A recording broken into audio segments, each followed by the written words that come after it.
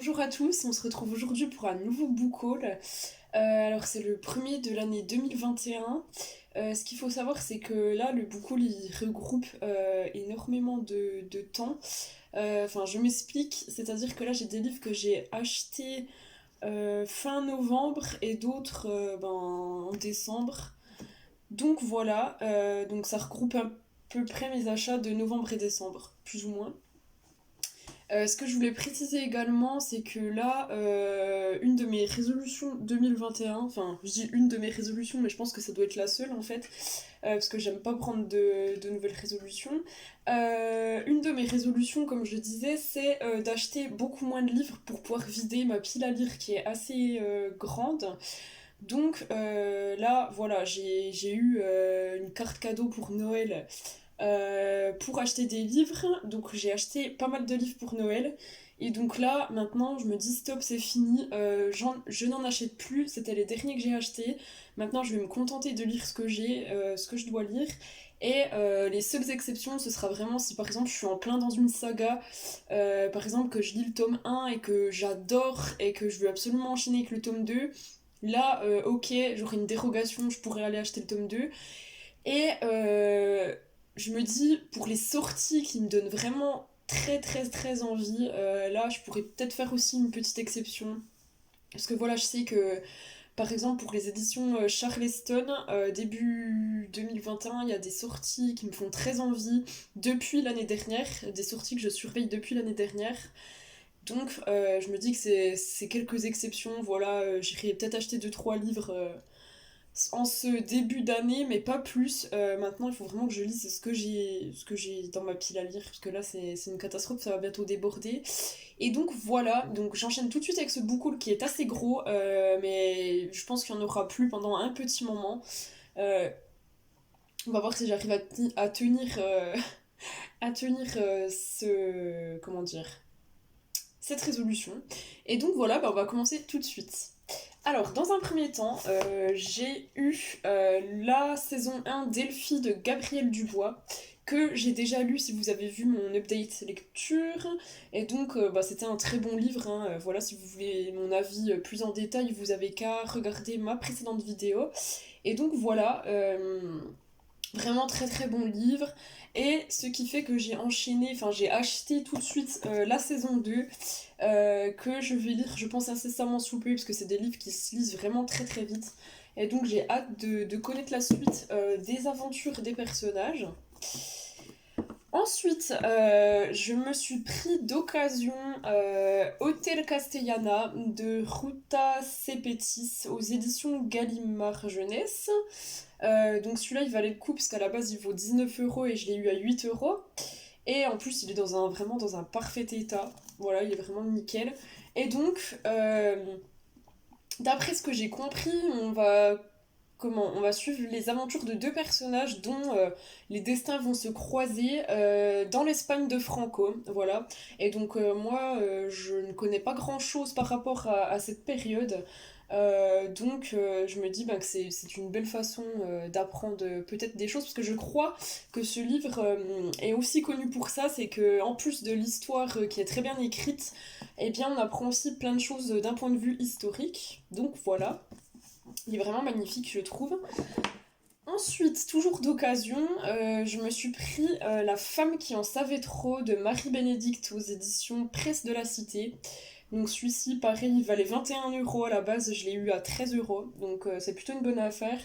Et donc là, on va suivre l'histoire d'Eddie Lamar, donc de cette femme qui était actrice, qui avait énormément de succès à l'époque. C'était dans les années 30, je crois, oui, c'est ça. Et donc c'était une femme connue vraiment pour sa beauté, et elle était actrice également, donc elle avait beaucoup de succès à l'époque. Mais ce qu'on ne savait pas, c'est qu'elle a également inventé les prémices du Wi-Fi. Mais vu que c'était une femme, c'est passé un peu inaperçu malheureusement. Et c'est un peu les hommes qui se sont réappropriés son invention. Donc voilà, super. Et donc voilà, en plus d'être belle, elle était extrêmement intelligente et elle faisait beaucoup peur aux hommes. Et c'est pour ça qu'on a essayé un peu d'effacer cette partie de son histoire. Donc voilà, ça je pense que c'est un livre que je vais adorer parce que déjà j'ai beaucoup envie d'en découvrir plus sur cette femme qui m'intrigue énormément.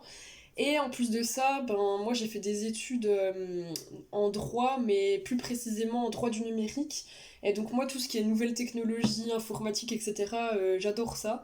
Donc ben, j'ai hâte d'en connaître plus à ce sujet. Ensuite, je me suis pris Le Royaume assassiné d'Alexandra Christo aux éditions de Saxus. Alors, que dire déjà sur cette couverture, mis à part qu'elle est magnifique. Honnêtement, les éditions de Saxus, ils font un travail fabuleux. Donc là, c'est mon troisième livre que j'acquiers de cette maison d'édition. J'ai la neuvième maison, j'ai Nevernight et j'ai celui-ci maintenant. D'ailleurs, Nevernight, ça va être une de mes prochaines lectures, donc j'ai hâte. Et là, en fait, c'est un conte, c'est une revisite de conte. Et donc, c'est une revisite de La Petite Sirène. Sauf que c'est une version beaucoup plus sombre, bien évidemment, que La Petite Sirène de Disney qu'on connaît. Et donc, voilà. Donc, je n'en sais pas plus pour ce qui est du pitch. Enfin, je sais que, voilà, que ce sont des sirènes plutôt méchantes, comme dans les légendes, en fait, où elles attirent les hommes et elles leur mangent le cœur. Et bah là, il me semble que c'est un peu ça. Donc à voir, mais il a eu de très bonnes critiques, donc ça me tarde de le découvrir. Et voilà, à l'intérieur, on a également de très belles illustrations. Donc celle-là, moi j'ai pris la version brochée, enfin la version hardback. Il me semble qu'elle a été en rupture de stock à beaucoup d'endroits. Enfin bref, j'essaie de vous trouver une autre illustration. Voilà, on a des choses comme ça à peu près, enfin un peu parsemées dans tout le livre. Donc c'est vraiment chouette, ça me tarde de le lire. Ensuite, à Carrefour, pour la modique somme de 6,99 €, je me suis pris Les aventures de Sherlock Holmes d'Arthur Conan Doyle. Et donc, c'est aux éditions Panini. Enfin, je crois que c'est Panini qui a fait ça. Ouais, c'est ça. C'est Panini. Et donc, en vrai, c'est vraiment des magnifiques enfin, des magnifiques illustrations, oui, bien sûr. De magnifiques éditions. En fait, ils ont édité plein de classiques. Réédité plein de classiques. Donc, il y avait Dracula. Il y avait Le Comte de Monte Cristo, Notre-Dame de Paris, enfin bref, il y avait tout un panel de classiques. Moi j'ai choisi de prendre Les Aventures de Sherlock Holmes parce que Dracula je l'ai déjà lu. Notre-Dame de Paris je compte le lire, mais alors c'était un pavé énorme et ça m'a un peu découragée. Mais du coup je me suis dit bah tiens on va partir dans Les Aventures de Sherlock Holmes que j'ai jamais lu alors que j'adore les enquêtes. Donc voilà, je vais voir ce que ça donne. Mais en tout cas, le livre est magnifique. Alors, c'est une couverture en faux cuir. Et vraiment, dans la bibliothèque, ça va être très très beau. Donc voilà, et celui-ci regroupe ben, plein d'aventures de Sherlock Holmes. Donc voilà, ça va être très cool à lire. Et alors, à voir si je le lirai d'une traite ou si je lirai aventure par aventure. Je sais pas trop, mais voilà, en tout cas, pour le prix, fallait pas hésiter. Ensuite, de la part de mes copines Anne et Audrey, à qui je fais un bisou si elles voient ces vidéos, mais je suis pas sûre qu'elles regardent, j'ai eu le droit dans la saga Harry Potter. Alors, c'est des éditions Henrik B Édition. Je connais pas, c'est pour ça que je bug. Ouais, c'est ça, Henrik B Édition. Et donc, ben, elles m'ont offert ça pour mon anniversaire, qui était en novembre. Et donc je les remercie grandement parce qu'en fait c'est des livres qui m'avaient déjà tapé dans l'œil. Et bah étant donné que j'ai fait du droit, étant donné que je suis une grande fan d'Harry Potter, bah là ça regroupe deux choses qui m'intéressent grandement. Et donc en fait c'est un livre qui nous fait voir Poudlard et le monde d'Harry Potter en général du point de vue juridique. Donc, bah écoutez, ça m'a l'air très intéressant. Par exemple, on a une partie. Attends, je galère un peu avec ce livre. On a par exemple une partie relations internationales et droit international dans le monde des sorciers. Et là, en fait, il nous applique des cas par rapport à Harry Potter. On a aussi, par exemple, rendre la justice et faire régner l'ordre dans le monde des sorciers. Et là, on a par exemple la Cour suprême du monde des sorciers, le Magan Mago. Le Magan Mago, je sais jamais comment ça se prononce ce truc. Euh, Par exemple, qu'est-ce qu'on a Enfin voilà, on a toutes des catégories comme ça, ça a l'air vraiment très bien fait. Par exemple, le statut juridique de Poudlard, donc là on a toute une partie là-dessus. On a les enseignants dans le monde des sorciers, donc voilà, avec tous les contrats qui existent avec les professeurs, etc. On a le droit du sport et les compétitions sportives, et donc là on va parler du Quidditch, de ses règles, etc. Enfin voilà, c'est vraiment... Voilà, on a aussi le crime à Poudlard, donc par exemple avec les sorts interdits. Est-ce que si c'était un vrai monde, qu'est-ce que ça impliquerait par exemple de pratiquer les trois sortilèges interdits, etc., etc. Donc voilà, donc ça a l'air vraiment très intéressant. Euh, Ça va me permettre d'en savoir plus en profondeur sur Harry Potter. Je pense que je vais apprendre deux, trois choses. Et ça va également, c'est bête à dire, mais ça va me faire également réviser le droit.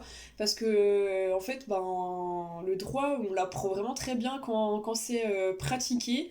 Et donc là, je pense qu'avec des cas, même que ce soit un monde fictif, en fait, eh ben, je pense qu'on peut apprendre beaucoup de choses avec ce livre. Donc voilà, ça m'a l'air très intéressant. Donc à voir. Bon, ça, c'est pas le livre que je vais lire d'une traite, je pense que c'est vraiment un livre où je vais lire chapitre, par-ci, par-là. Et je crois que ça existe également, il me semble que je l'avais vu pour ce qui concernait Game of Thrones, Le Seigneur des Anneaux aussi. Et je crois que j'avais vu pour quelque chose d'autre, mais voilà. Mais en tout cas, ça a l'air très cool, donc merci encore à elle. Et donc là, on arrive au livre que je me suis prise avec la carte cadeau pour Noël. Donc j'ai un peu craqué mon slip, mais bon, c'est pas grave, de toute façon j'avais prévu de m'acheter que des livres avec cette carte. Donc je me suis tout d'abord pris Les Inséparables de Julie Cohen aux éditions J'ai lu. Et donc là pareil, je sais pas grand chose sur ce livre, mis à part qu'on va parler d'une histoire d'amour très forte entre deux personnes qui vont s'aimer à la folie, qui vont se séparer pendant 10 ans et qui vont finalement se retrouver. Donc je spoile rien étant donné que c'est dans le résumé. Mais ces retrouvailles vont être marquées par des secrets de famille, il me semble. Voilà, il y a deux, trois zones d'ombre qui planent sur leur amour et on va découvrir ça à travers ce livre, donc ça a l'air vraiment bien. Ensuite, j'ai pris Les Sept mariages d'Edgar et Ludmilla aux éditions Folio de Jean-Christophe Ruffin. Et donc celui-ci, il était dans les meilleures ventes de l'année. Donc ça m'a intriguée, déjà le titre m'a intriguée et je l'ai vu passer sur plusieurs chaînes, sur plusieurs comptes Bookstagram et tous avaient l'air de dire que c'était une pépite. Donc à voir. Et là pareil, on parle d'une histoire d'amour, mais donc de l'histoire d'amour d'Edgar et Ludmilla qui ont inventé une autre manière de s'aimer. Laquelle, je ne sais pas, c'est ce qu'on va découvrir dans ce livre. Ça a l'air d'être une histoire d'amour un peu chaotique, mais passionnelle. Et donc, d'après ce que je vois, on va quand même un peu voyager dans ce roman, étant donné que c'est écrit de la Russie à l'Afrique du Sud. Ce livre est l'histoire tumultueuse et palpitante d'un couple hors du commun. Donc moi j'aime bien tout ce qui est histoire de couple hors du commun, etc. Et en plus si on voyage un peu, ben ça peut très fortement me plaire. Ensuite, j'ai pris le tome 2 de la saga des sept sœurs, qui est La sœur de la tempête de Lucinda Riley aux éditions Le Livre de Poche. Alors, j'ai déjà le tome 1 dans ma pile à lire que je n'ai toujours pas lu, mais enfin, vous allez me dire pourquoi tu as pris le tome 2 si tu n'as toujours pas lu le 1. Eh bien, tout simplement parce que je sais que cette saga, je vais l'adorer, étant donné qu'on parle de voyage, qu'on parle de secrets de famille. Je ne peux qu'aimer, donc et le tome 1, pareil, je compte le lire très prochainement dès que le challenge du Cold Winter Challenge sera fini. Et donc, le premier tome, on est au Brésil, et dans ce tome 2, comme vous pouvez le voir sur la photo, on est dans des pays plutôt nordiques, et on sera en Norvège, avec une deuxième sœur. Donc voilà, j'ai hâte de le lire, déjà rien que la couverture me donne envie de me plonger dedans. Et voilà, donc ça, j'ai acheté le tome 2, parce que je sais que ça va me plaire. Ça, je n'en ai aucun doute. Ensuite, je me suis pris le livre des Baltimore de Joël Dicker aux éditions de Fallois Poche. Alors là, vous allez me dire, tu arrives après la guerre. Tout à fait. Voilà, moi de Joël Dicker, pour l'instant, je n'ai lu que La vérité sur l'affaire Harry Kéber, que j'avais littéralement dévoré. Et donc ça, c'est le livre qui vient juste après. Donc voilà, mais j'ai une copine qui m'avait dit que celui-ci était vraiment super aussi, donc voilà, pareil, j'ai hâte de m'y plonger. Alors là, pour le coup, je sais vraiment pas de quoi ça parle, mais il me semble qu'il y a quelques secrets également de famille.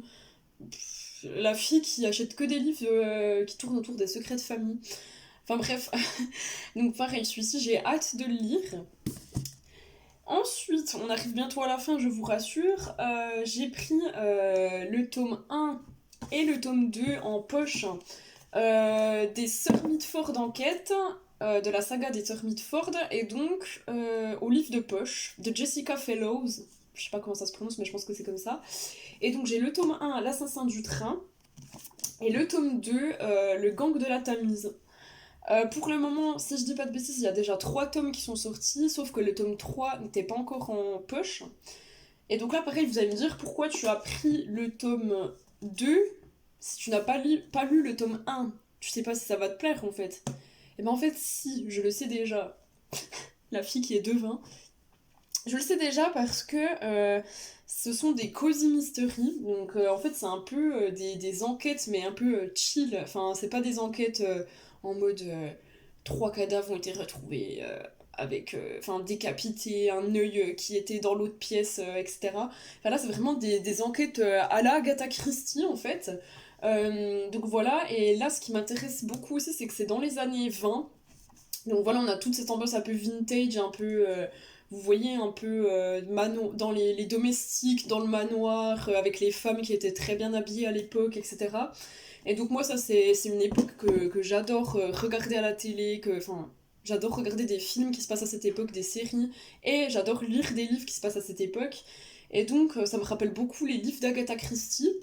Donc voilà, et donc là ce sont des enquêtes. Alors pareil, je me suis pas penchée énormément sur le sujet, mais en tout cas ça a fait énormément de bruit cette saga sur Booktube, sur Bookstagram, ça a énormément de succès, tout le monde dit que c'est très bien écrit, que ça se lit comme du petit... non j'allais dire une expression mais j'arrive pas à la retrouver. Ça se lit comme du... J'allais dire comme du pain sur la soupe, mais ça n'existe pas. Ça se boit comme du petit lait, voilà, c'est ça que je voulais dire. Et donc voilà. D'après ce que je vois, bah, ça va être des enquêtes dans un manoir, un peu à huis clos. Bah, ça ressemble vraiment à Agatha Christie en fait. Donc à voir, je vous en parlerai plus précisément quand je les aurai lus.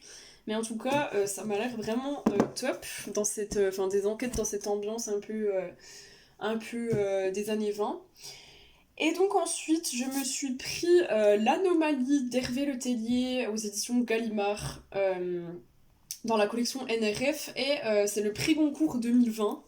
Et donc là, je l'ai acheté sans trop savoir vraiment de quoi ça parle. Enfin, si ce n'est que en fait, ce sont des personnes. On va suivre différentes personnes qui sont dans le même vol Paris-New York en juin 2021. Et en fait, il va arriver un drame d'après ce que j'ai compris, enfin un événement en tout cas.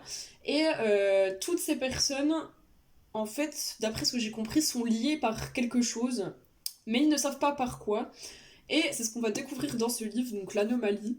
Il y a une anomalie dans ce livre et c'est ce qu'on va découvrir.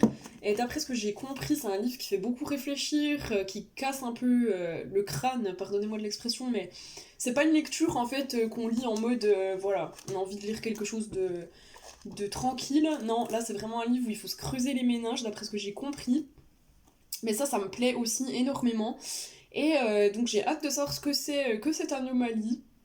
Et donc voilà, c'est vraiment un livre qui m'a vraiment qui m'intrigue, qui m'a interpellée et que j'ai vraiment envie de lire. Donc voilà, en plus il est pas trop long, donc ça pourrait se lire vite je pense. Et pour finir, c'est le seul manga que j'ai acheté. Je me suis pris Jizo de Monsieur Tan et de Mato aux illustrations je crois. Et donc là, pareil, j'ai pas envie d'en savoir plus sur ce livre. Enfin, déjà, la couverture, elle est magnifique. Ça a l'air très poétique. Et quand je lis le résumé, enfin, je vais vous lire le résumé, ce sera plus simple. Aki ne retrouve plus le chemin pour rentrer chez lui. Tout le monde semble indifférent à cet enfant perdu. Tous, sauf Jizo, un étrange garçon sorti de nulle part. Est-ce un enfant des rues? Va-t-il vraiment le ramener chez lui? A-t-il raison de le suivre dans le temple où il l'emmène? Malgré son grand sourire, Aki peine à faire confiance à son nouvel ami. Surtout qu'une effroyable sorcière chasse les enfants à la tombée de la nuit. Voilà, donc ça a l'air très mystérieux, très poétique, très... une ambiance, je sais pas comment dire, mais ça a l'air très... Ouais, très mystique. Et donc, moi, j'ai vu énormément d'avis positifs sur ce manga. Donc c'est un one-shot. Il faut savoir que c'est un one-shot, il n'y a pas de suite. Il y a que celui-ci. Et donc ça va se lire très très vite je pense, mais d'après ce que j'ai compris c'est très triste. Je crois que toutes les personnes que j'ai vues le lire, enfin toutes les personnes que j'ai vues lire ce livre ont pleuré à la fin, je crois. Donc je pense que je vais y avoir droit également, hein, étant donné que je suis quelqu'un de sensible, notamment devant les films ou quand je lis des livres, je peux pleurer pour n'importe quoi. Enfin, j'exagère, mais voilà. Et donc, j'ai oublié de dire que c'était aux éditions Glénat. Et donc, voilà. Donc, j'ai hâte de le lire, de découvrir cette histoire qui m'a l'air très émouvante et très belle à la fois. Et donc voilà, je vous en reparle bientôt, je pense, dans un update lecture. D'ailleurs, il y en a un qui va arriver bientôt parce que j'ai déjà une petite pile de livres lus. Alors, le problème, c'est que c'est des livres qui font partie du Cold Winter Challenge. À la base, je voulais faire qu'une vidéo où je vous parlais de toutes mes lectures, mais en même temps, si je réussis le challenge, il y aura 15 livres lus. Donc je me dis une vidéo où je parle de 15 livres, ça va durer 3 heures. Donc je pense que je vais découper la vidéo en plusieurs parties. Et donc je pense que du coup je vais en tourner une très bientôt pour faire petit à petit, parce que sinon ça va être une catastrophe. Le truc, ça va être un film qui va sortir au cinéma si ça continue, parce que ça durera clairement 2 heures et demie. Donc voilà, donc je vais faire petit à petit, ça sera bien mieux. Et donc voilà pour ce book haul.